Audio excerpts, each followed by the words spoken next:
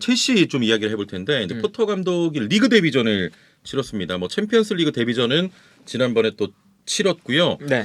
이번에 크리스탈 팰리스를 상대로 2대1 신승을 거두면서 리그 첫 승을 또 신고를 했습니다. 네. 네. 일단 뭐 요 경기도 쉽지는 않았어요. 사실은 선제골을 먼저 먹혔던 경기고 2대1로 이제 뭐 겨우 그렇죠. 이겼습니다. 역전을 했는데 이제 역전하는 과정이 경기력이 막 엄청나게 좋았냐 이제 그런 건 또 아니거든요. 네네. 이제 그렇기 때문에 물론 이제 포터 감독의 이제 경기가 두 번째 경기이기 때문에 뭐 이렇게 경기력이 엄청나게 막 좋은 것을 기대할 수는 없지만 네. 일단은 요 경기도 사실은 조금 힘든 점들이 꽤나 있었다. 아하. 그리고 요 힘든 점들이 투엘 감독이 있었을 때랑 비슷한 힘든 점들이 있다. 그렇군요. 아무래도 좀 투엘 감독과 어떤 축구 전술적인 결이 비슷해서일까요? 뭐 그런 것도 있을 거고요. 네네. 뭐 이제 기본적으로는 지금 첼시의 선수단이 가지고 있는 문제로도 볼 수가 있어요. 결정력 첫 번째. 네네. 결정력 안 좋다. 두 번째. 중원에서 조르지니와 코바치치의 폼이 그렇게 네. 좋지 않다. 그러니까 중원에서의 뭔가 흔들리는 부분들이 많이 나온다. 이런 것도 있고 수비 라인도 이번 시즌에 리디거 나가고 뭐 크리스텐센 나가고 하다 보니까 수비 라인도 흔들리는 모습을 많이 보여준다. 네. 공수양면으로 걸쳐서 문제점들이 계속 있었거든요. 아하, 투엘 감독 네. 때도. 근데 이번 경기도 문제점들이 꽤나 많이 나왔어요. 결정력도 이번 경기 사실은 이번 경기에서 크리스탈 팰리스 상대로 공격 찬스가 많이 나왔었거든요. 네. 근데 이제 득점을 마운트나 하베르츠나 이런 선수들이 좋은 찬스에서 계속 득점을 못 해줬어요. 역시 결정력. 그런 것도 나왔고 두 번째는 이제 이번 경기에서 이 코바치치와 조르지뉴가 수비 라인 앞에 나왔는데 두 선수의 폼이 안 좋으니까 계속 중원에서 빌드업하다 실수하고 네. 크리스탈 팰리스가 역습하는데 중원에서 끊어주지 못하고 이런 모습들이 계속 나오고요. 그리고 이제 마지막으로 수비 라인에서는 라인이 높다 보니까 라인이 높은데 여기서 수비 뒷공간이 열리고 여기서 이제 중원에서 끊어주지 못하니까 수비에겐 부담이 되고 네. 그런데 포파나가 또 실수가 있었거든요. 실점 나올 때 이제 그런 장면도 또 나오고 근데 뭐 그 전에는 뭐 쿨리발리의 실수도 꽤나 나왔었고 네네. 그러다 보니까 이제 티아고 실바도 같이 좀 흔들리는 장면들도 나오고요. 티아고 실바도 이제 나이가 좀 많기 때문에 좀 뭐 주력에 관해서 그렇죠. 이런 것들이 이제 조금씩은 떨어지는 타이밍이거든요. 네. 그래서 사실 이 경기에서 퇴장도 당할 뻔했어요. 티아고 실바가 넘어졌다가 1대1 찬스가 나올 것 같으니까 손으로 볼을 쳐버리는 장면이 있었거든요. 그게 이제 VAR까지 돌린 이후에 결국엔 경고로 끝났는데 이제 그런 장면도 나오고 하다 보니까 수비 불안도 좀 보여줬어요. 넓은 뒷공간을 실바가 또 책임지고 막아줘야 되는 부분들이 있으니까 그렇죠. 좀 위기의 상황도 있었고 일단은 이번 경기 그래도 포터가 좀 여러 가지 시도랄까요? 그런 걸 좀 변화를 많이 가져갔던 것 같아요. 그렇죠. 예. 일단 뭐 이 포터 감독이 좋은 게 뭐냐면 유연해요. 네네. 전술에 대한 그런 대비나 변화를 주는 것들이나 이런 게 과감하고 유연합니다. 콘테랑은 좀 반대 스타일이라고 봐야겠죠? 뭐 그렇죠. 이제 네. 뭐 아예 좀 반대 스타일이죠. 근데 이제 포터 감독이 챔피언스 리그에선 3백 썼어요. 네네. 그리고 이제 사실상 포터 감독이 브라이튼에서 자주 사용했던 전형도 3백이죠. 포백을 쓸 때도 사실 3백처럼 경기를 운영했기 때문에 네네. 3백이나 마찬가지거든요. 이 경기 전에 이제 비공식 친선 경기 뭐 이런 거 할 때 포터 감독이 포백을 썼다고 계속 얘기가 나왔어요. 네네. 그래서 이번 경기는 포백으로 나올 수도 있다. 라는 얘기가 나왔었고 그렇다면 쿠쿠렐라가 왼쪽에 배치될 테니 쿠쿠렐라가 나오면 사실상 포백이지만 3백에 가깝다. 네. 그렇게 예측이 됐었거든요. 근데 이 경기에서 이제 쿠쿠렐라가 감기로 못 나왔습니다. 네. 감기에 걸려서 이제 못 나왔는데 그러다 보니까 이제 왼쪽에 7혈이 나왔어요. 그러니까 포터 감독이 좀 과감하게 그냥 정상적인 포백을 쓰고 그리고 재밌었던 게 4-2-2-2를 썼습니다. 네네. 그러니까 4-2-2-2를 쓰면서 이제 공격 라인에 마운트, 하베르츠, 스털링, 오바메양 공격수를 4명 그냥 배치를 한 거예요. 앞선에. 네. 아주 공격적인 경기를 펼쳤었고 그리고 이 4명이 계속해서 스위칭하면서 상대 수비를 혼란스럽게 만드는. 좀 앞선에서 변화를 좀 많이 시도했던 것 같습니다. 그렇죠. 포터 감독이 아주 이제 즐겨하는 그러한 플레이들이죠. 그래서 이제 그러한 변화도 줬었고요. 네. 근데 여기서 선발 명단은 이제 과감하게 4-2-2-2로 나왔는데 문제가 좀 있었어요. 네. 첫 번째 문제는 저 중원에서 조르지뉴와 코바치치가 중원 장악이 안 된다. 그리고 마운트가 이제 저 19번이거든요. 마운트가 나왔는데 마운트가 측면에 나오니까 측면 돌파가 안 돼요. 당연히. 그렇게 뭐 잘하진 않았고. 측면 돌파를 잘하는 선수가 아니니까. 예. 그 중앙으로 들어오는데 여기서 문제는 뒤에 있는 7L의 폼이 아직 별로 안 좋지 좋아요. 않고. 장기 부상에서 돌아온 이후에 7L의 폼이 그렇게 좋지 않기 때문에 네네. 마운트가 중앙으로 들어오는데 7L이 못 올라와요. 그러니까 여기서 또 측면 공간에 문제가 생깁니다. 그렇죠. 이런 문제도 있었고 이제 그러다 보니까 포터 감독이 후반전 되자마자 변화를 또 줍니다. 네네. 요게 이제 좋은 거죠.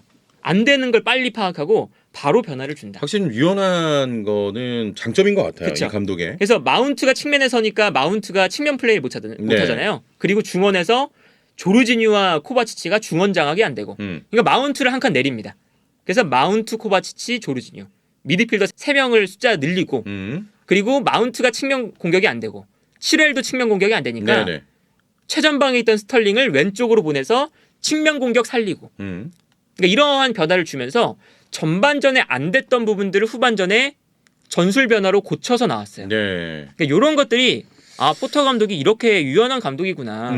꽤나 이렇게 유연한 모습들을 보여주면서 경기 내에서도 변화를 가져가는 과정을 통해서 분명하게 이제 단점을 고치고 경기력을 좋아지게 만드는 효과를 네네. 보여주는구나. 자 이렇게 이 포터 감독이 많은 변화를 주고 또 안 되는 건 과감하게 버림에도 불구하고 약간 첼시 선수들 폼이랄까 이제 좀 좋지 않은 선수들이 많았던 것 같아요. 그렇죠. 근데 예. 그런 것도 이제 포터 감독이 과감하게 빼주는 모습이 있었어요. 네. 대표적으로 뭐 조르지뉴, 뭐 조르지뉴가 살짝 이제 몸 상태가 이제 불편해서 나가긴 했는데 네. 바로 조르지뉴 빼주고 치크를 넣었고요.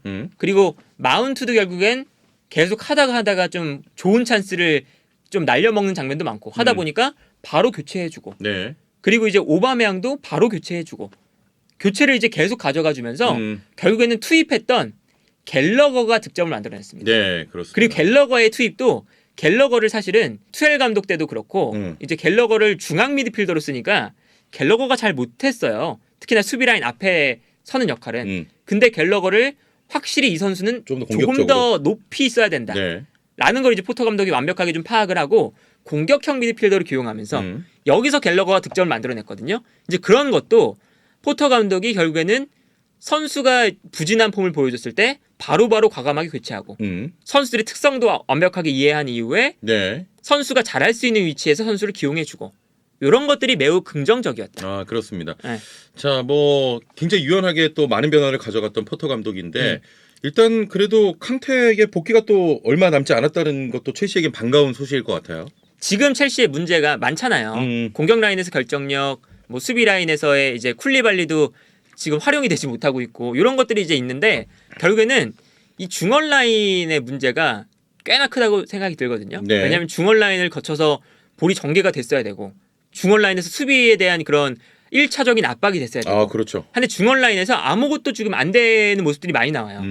그런데 캉테가 이제 복귀가 좀 임박했으니까 네. 이게 포터 감독에게는 아주 큰 힘이 될 거라 좀 생각이 들고 그리고 여기에 더해서 포터 감독이 기본적으로 라인을 많이 올립니다. 네. 그래서 이제 이제 수치를 봐도 요게 이제 공격적인 패스 그리고 공격적으로 볼을 끌고 올라간 수치 이런 것들을 이제 기록한 데이터거든요. 네. 지난 경기에서.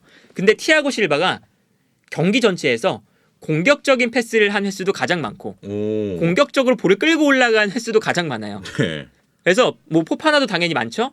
수비 라인도 높고 첼시가 기본적으로는 공격적으로 경기를 하니까 네네. 그러다 보니까 일단 기본적으로 라인이 높은데 여기서 이제 포터 감독이 좀 해결해야 되는 건 라인을 높였을 때 여기서 3백을 썼을 때는 분명히 이제 뭐 지난 시즌만 생각해봐도 리디거나 아스필리쿠에타가 올라와서 중원을 도와주고 중원 싸움을 많이 해줬어요. 네.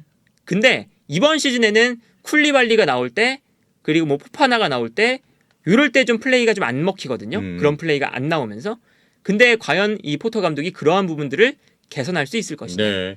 이런 것들이 가장 큰 문제고 이제 한 가지 재밌는 게 뭐냐면 기본적으로 이 패스맨만 봐도 라인이 높잖아요. 네. 첼시가 케파가 중용을 받기 시작하고 있습니다. 아, 그렇군요. 물론 맨디가 이제 아직까지 몸 상태가 경기에 나올 수가 없어서 케파가 나오고 있는 거긴 한데 이제 포터 감독이 부임했을 때부터 나왔던 얘기가 뭐냐? 케파에게 기회가 분명히 온다. 아무래도 팀 전체가 이제 그 라인이 높기 때문에 뒤에서 좀 커버해줄 또 골키퍼가 중요하기 그렇죠. 상황이죠. 그리고 이제 그 포터 감독이 그 후방 빌드업에서 볼을 점유하는 플레이들을 매우 중요시 생각하죠. 근데 그 과정에서 맨디가 사실 지금까지 선방에 관해서는 당연히 맨디가 좋은데 네네. 발밑만큼은 맨디의 불안한 지점이었어요. 어허. 지난 시즌만 생각해도 지난 시즌에 챔피언스리그에서 떨어졌던 이유 중 하나가 맨디가 벤제마에게 볼을 빼앗기면서 실점했던 네네. 그 장면이 있었죠. 이제 그런 걸 생각해 보면 맨디는 분명히 발밑에 일단 문제가 있는데 여기서 케파가 발밑이 좋으니까 포터 감독에 좀 맞는 살아남을 거죠? 가능성이 점점 더 높아지고 있다. 그리고 심지어 선방도 지금 나쁘지 않게 해요. 네네. 이제 그러다 보니까 요 케파의 쓰임새도 아마 포터 감독이 온 이후에 뭔가 이제 첼시의 새로운 변화의 바람이 불 수 있는 그런 위치가 아닐까. 그렇습니다. 라는 생각이 들고요. 자, 일단은 뭐 포터 감독이 그래도 뭐 빠르게 리그에서 또 승을 신고를 했는데 9월 A매치 기간이 있었던 것도 좀 어떻게 보면 도움이 됐던 것 같기도 하고요. 그렇죠. 예. 그래서 이제 그 보통 이제 감독들이 교체가 되는 시기가 A 매치 직전이거든요. 네. 그래야 A 매치 동안 수습하고 좀 수습을 하고 네. 나오니까 포터 감독은 투엘 감독이 좀 일찍 잘리긴 했어요. 근데 그러니까 우연히 겹쳤죠. 첼시 쪽엔 좋은 소식이었죠. 네. 리그 경기가 밀리면서 포터 감독이 곧바로 리그에 들어가는 게 아니라 밀렸다가 밀어놨다가 좀 정비를 한 다음에 나온 상황이에요. 그러다 보니까 포터 감독이 선수의 이런 플레이나 좀 파악할 시간도 있고 그런 이제 스타일들을 파악할 시간들이 충분히 주어졌다는 게 이제 첼시에게는 그래도 긍정적인 부분이 아닐까 합니다. 그렇습니다. 자, 두 번째 소식 첼시 그리고 포터 감독의 이야기까지도 전해드렸습니다. 네.